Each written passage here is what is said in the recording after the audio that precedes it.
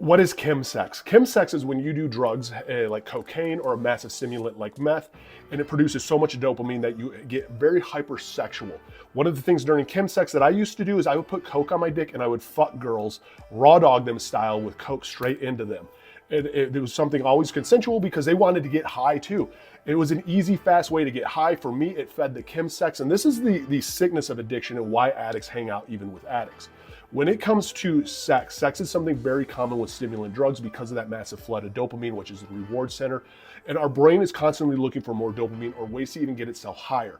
One of those ways is sex itself does produce dopamine. It produces, it's just to kill the time, something to do in between getting high.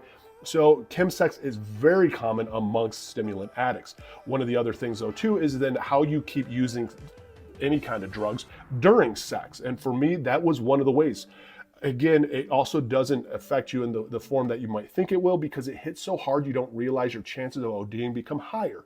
And that is one of the dangerous things about it is because just because you didn't snort coke and it went in you doesn't mean that one, for guys, it doesn't absorb into us different ways. And for women, it doesn't absorb into them different ways.